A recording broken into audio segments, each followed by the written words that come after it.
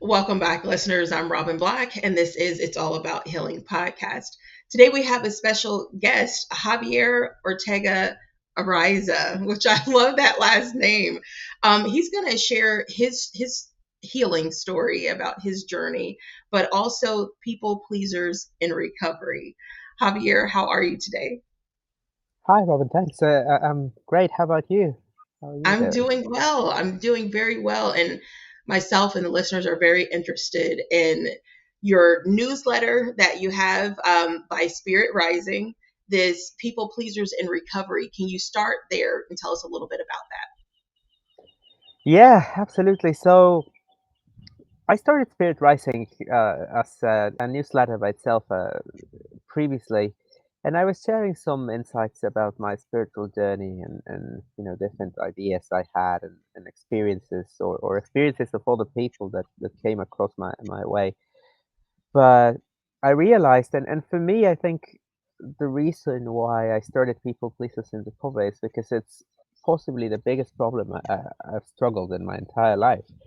that? I mean, we can talk about all the problems and maybe or maybe, but in my perspective, is other problems have been the manifestation of a deeper issue, which is people pleasing, the need to always do what others expect us to do, Mhm. or the need to always keep everyone happy, or the need to be liked or approved, and that can be very destructive. It can lead us to make a lot of mistakes, and it's something that has affected not only me but a lot of people I love and care about dearly, and I realized it was an issue that were maybe sharing my journey and about how I've overcome a lot of patterns, because especially in the past year or so I've had the opportunity to look at how far I've come in terms of recovering from all the destructive habits I once had, which stemmed from the need to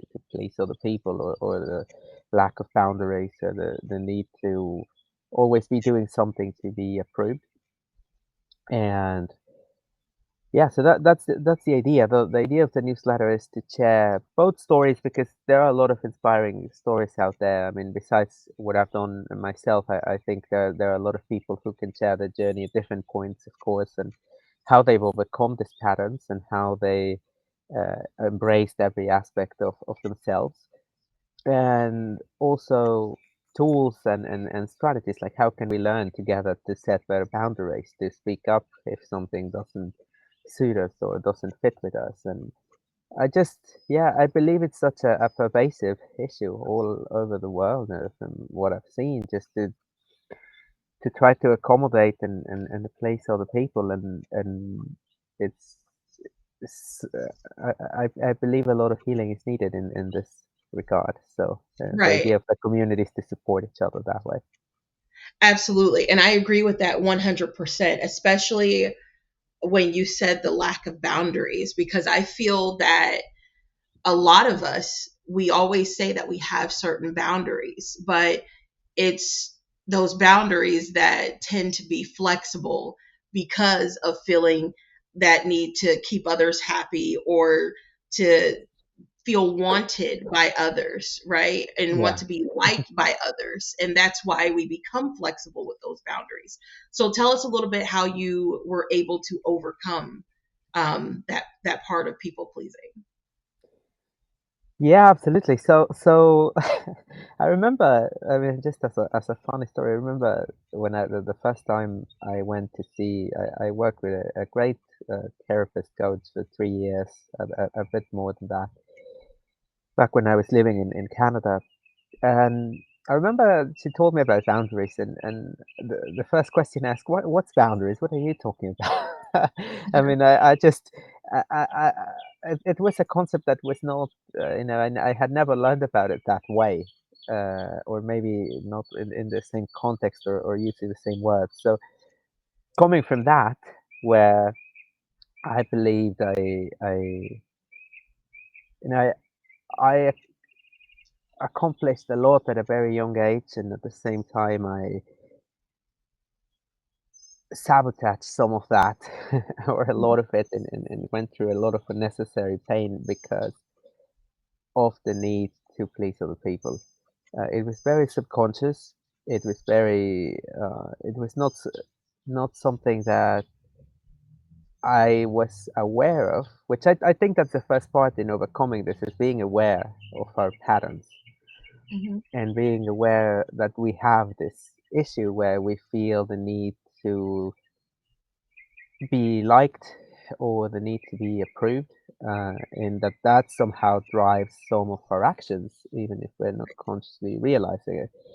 So the first step to recover, I would say, is that uh, for me, I mean, for example, I grew up, I've always been an entrepreneur. I started my first, I had many businesses as a teenager and stuff like that. But my first company, I started it when I was 23 and I grew it very quickly. In 18 months, maybe we had surpassed $1.5 million in revenue and I was hiring a team like crazy. And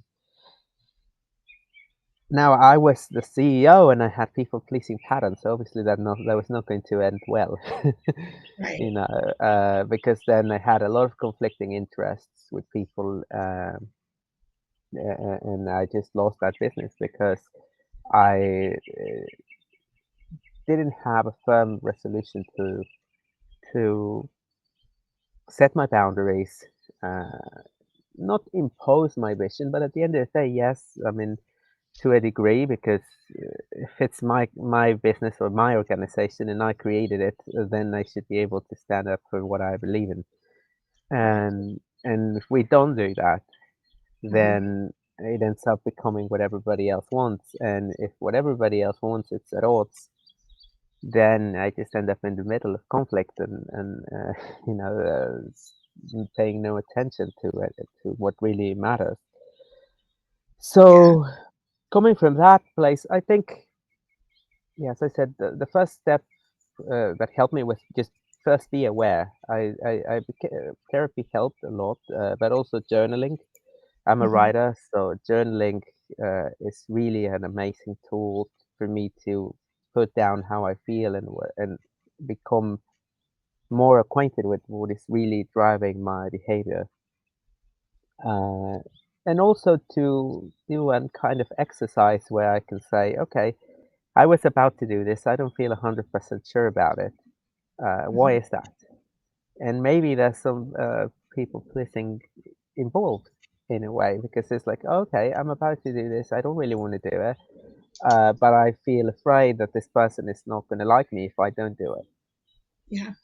So by taking that moment, there's a great book.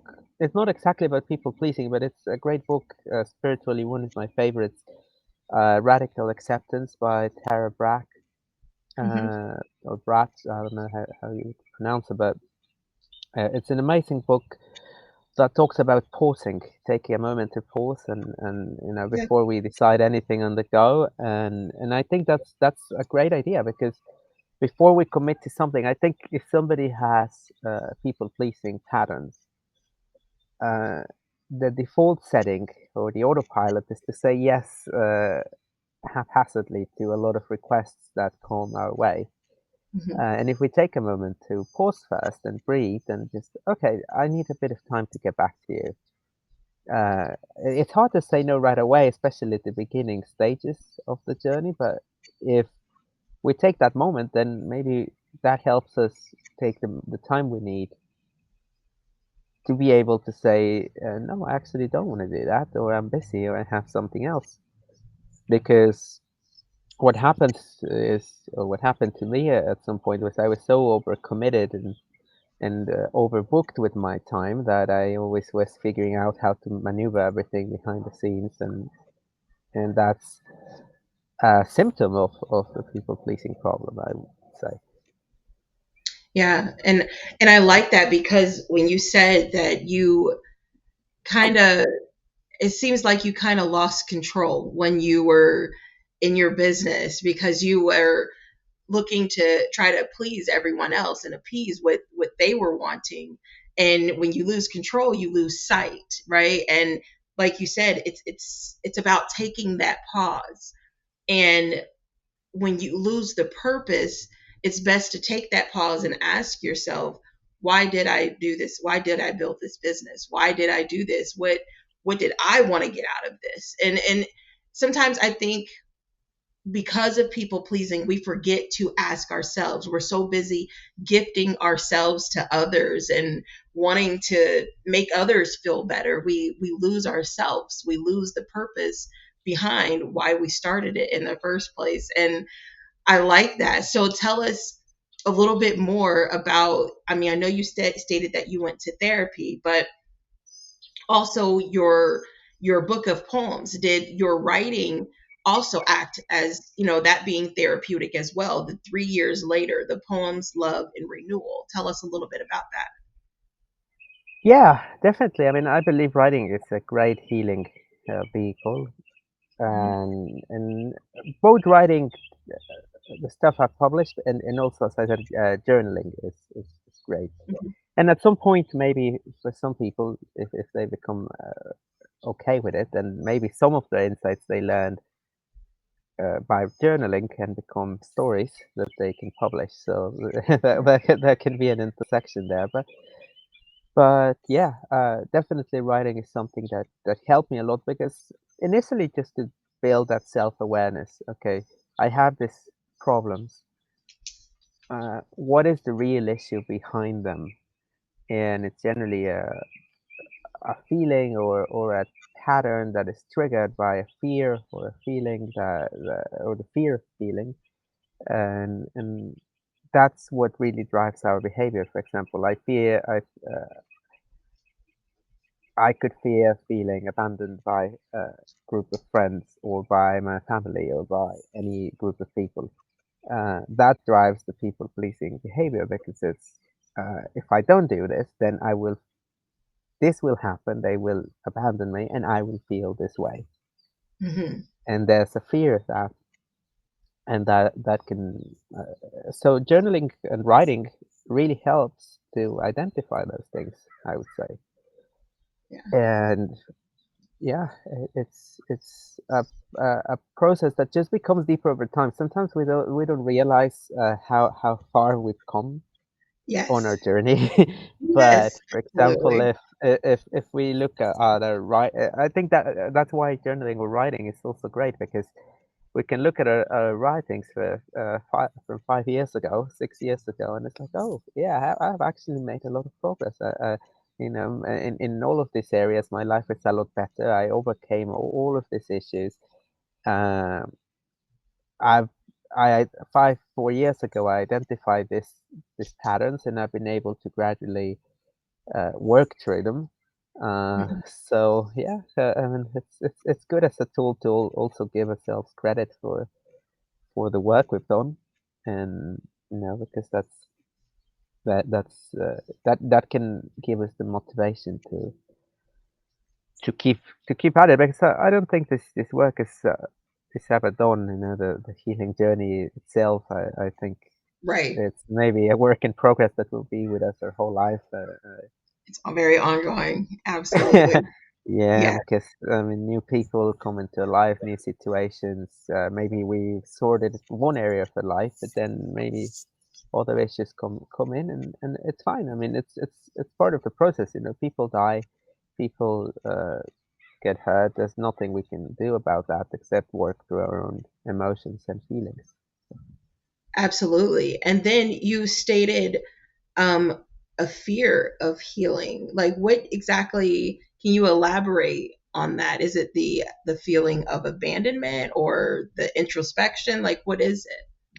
Oh yeah, no, I was talking like the fear of a feeling, which could be anything. I mean, I just think, for example, if we look into what could drive people pleasing behavior Hmm. or any destructive behavior is the fear of feeling a certain way, Hmm. uh, because we don't want to feel a certain way, which might be abandoned or hurt or Okay. attacked maybe. So we resort to a strategy to avoid that, Hmm. and that can be uh, on some cases, it can be a people pleasing behavior, like, oh, I don't want this person to reject me, therefore I'll go and do something for them. Hmm. Okay. So, yeah, But as far as some of our healing journeys, we tend to isolate, right? We tend to have to yeah, heal inward on our own. So, how do you feel in regard to that instead of looking outward for healing, looking inward? yeah. No, I mean, definitely the healing journey is, it can be, especially at the beginning, I think, uh, a bit isolating because we're changing our whole view of the world when we do that. Hmm. And sometimes we fear that other people might not understand us, or we don't know how to relate the same way because we're different. I mean, we go through steps of a healing journey and we're different. And that can feel a bit isolating for sure. Uh, I think, yeah, but I don't know. For me, something, and I was telling Isli, I'm a bit nomadic in a way. Like I've Hmm. moved a lot around, and I met different people, different places, and maybe that helped me in a way because Hmm. it changed my environment. Right. Therefore, some of the triggers from my previous stage, let's say, were not present or as present. Hmm. Um, so maybe that helped, but yeah, I think the real challenges and something that can lead us to a breakthrough and a healing journey is just to have the courage to go as deep as possible within, as you were saying, because sometimes we might do it, and then if we don't like what we find, oh no, I'd rather not touch that. But if we don't, then we're not making progress. So Yeah. And I like how you said that you're a bit nomadic, like changing your environment, I believe, is huge. I believe that that speaks volumes because it's just, kind of like the price of water, right? No one really, the value of water changes depending on where you go. Sometimes water yeah, is free. Then if you go to, a restaurant, you might have to pay for it. When you go to Kings Island or an amusement park, it's going to cost even more. Go to a water park, it's going to cost. So it's the environment that I believe will kind of see your value depending on where you are. Sometimes you're just in the wrong environment that doesn't see your value, and sometimes absolutely. doesn't allow you to see it, right? That veil can be over our own eyes because the environment that we're in isn't allowing us to see our true value. Yeah, absolutely. I mean, I believe that sometimes if we're in the wrong place and maybe we have a lot of valuable things to offer, but if that ecosystem or group within a place doesn't see it, the group we're around, then we Mhm. might think it's worthless. But then we go somewhere else and it's like, oh, this is exactly what everybody was looking for. So it's, Absolutely. Absolutely. And I like yeah. that. And so tell us a little bit more about, you said you had multiple businesses. How's that going for you? It's a lot better now, when I feel more confident in making Mhm. the right decisions and being at peace with not being liked by everyone. Yeah, I I think once we accept that, I mean, it's the reality is that there's always somebody out there who's not going to like what we do or what we absolutely. say. So and if we don't, and if we do nothing, they might still criticize us, and if we do something, they will as well. Yeah, So if doing something makes me happier, then why not do something and not care? yeah, So coming from that standpoint, it's a lot easier to lead a business and to grow it and to do whatever you need to do to keep growing and to be happy and enjoy the process as well, but yeah, it just I think both our personal and professional development are so closely linked that that the more we progress on our spiritual personal journey, the better our professional journey becomes. And that's not to say there won't be challenges. There will be, and sometimes we need to still deal with things from our past, and we need to deal with them. However, the process of doing so will be easier in a way because we feel better equipped to handle it, uh, and better equipped to stand up for ourselves, Yes. and to validate our place in the world. And I like that because it's the healing journey is far from linear. We are going to come across so many challenges and difficulties, and that's why I love that I created this platform because it's connecting everyone who's struggling, and even having this conversation with you, it's like you're going to help uplift so many others who are struggling with the same thing. And now it's like you being able to share your story, share your voice, and know that, hey, I'm struggling. I'm currently struggling. I still go up and down and I'm moving forward, but you're being authentic in your healing journey. And I greatly appreciate that, Javier. No, great. Thank you so much. I mean, and thank you for creating this platform. As you say, it's really valuable to have to learn from other people's journeys and struggles. And I remember, for example, when I was going through possibly some of the hardest parts, and some books I read or things I listened to were really valuable at that point in time. So Hmm. it's really great to have that, to be able to, yeah, to learn from other people and realize, oh, somebody else is feeling that way too. Absolutely. And as far as this journey, your past journey and the journey that you're currently on, how has that been for you mentally? How are you able to handle all of this mentally? Yeah, that's a good question. I think, I mean, right now, some of the things that really help me is, on one side, playing sports. You know, I play tennis, I play different racket sports, and it really helps me to release a lot of energy, uh, Hmm. release stress, and on the other side, many years ago I came across this healing practice that is the Ho'oponopono. It's the Hawaiian philosophy, basically based on love and forgiveness, and I do that every day, and that really helps me uh, release, if I'm angry or uh, if I'm not feeling great, and it really helps to reduce the mental burden. Hmm. Uh, and yeah, I think between those two, then also maybe being more open and talking about things, not keeping everything to myself. That's a big one. I've become more comfortable over the years. It was extremely hard to do it 10 years ago. Yeah. So yeah, it's been a it's been a process, but I would say those three: reading. You know, reading is good to help relate to other people, escape from our mind, endless chatter. But yeah, Mhm.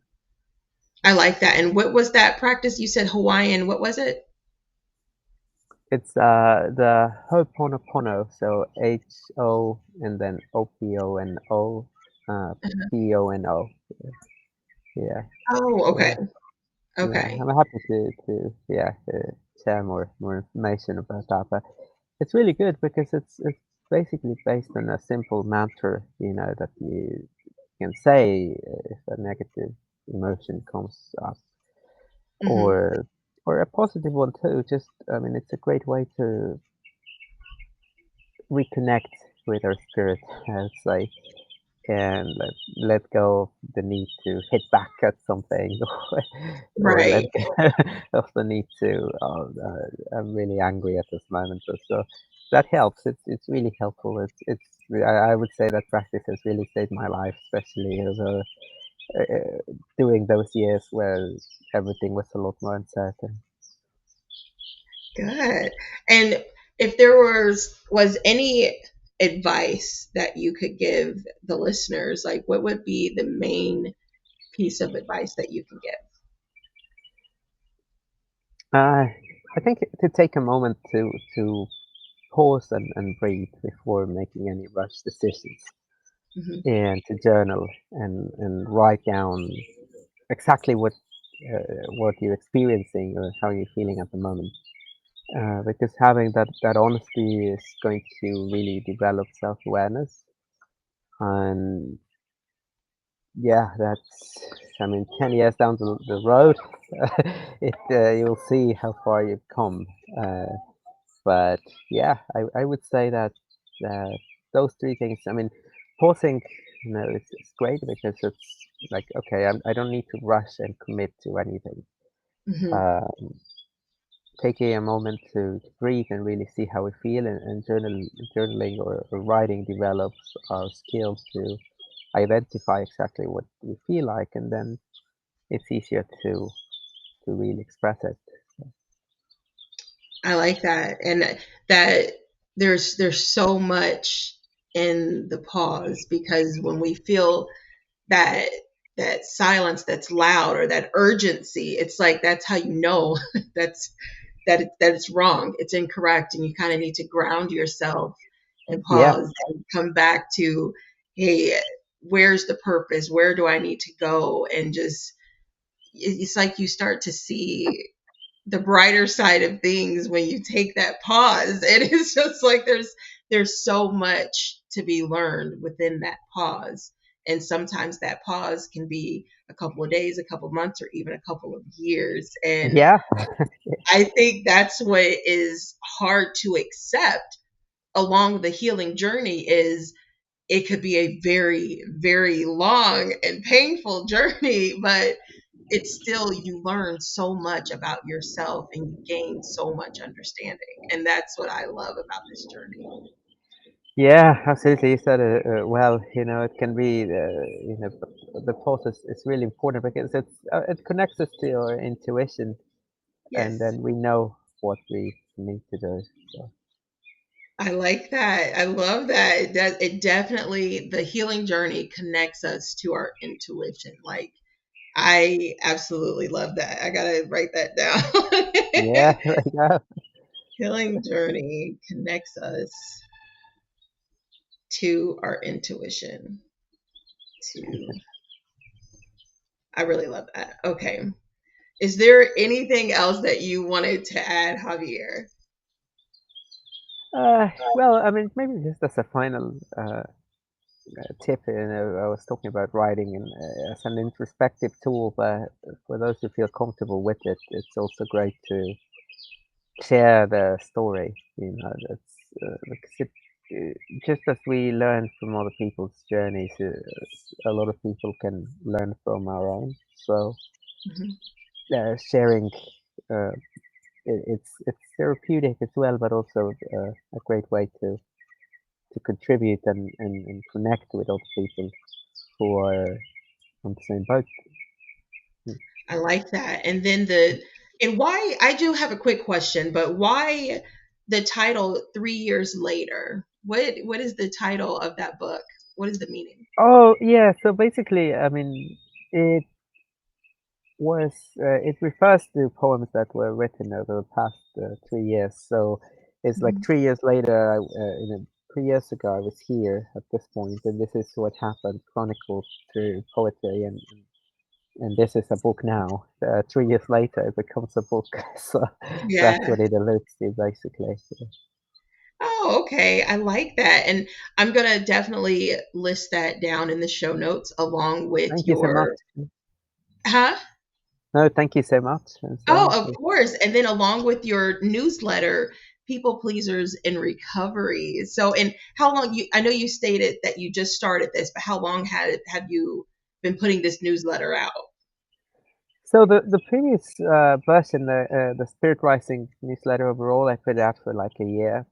Hmm. But we actually just rebranded it to People Pleasers for Recovery, just this over this past couple of weeks, and we plan on having a weekly edition starting this next month of June for the second half of the year, and take it from there.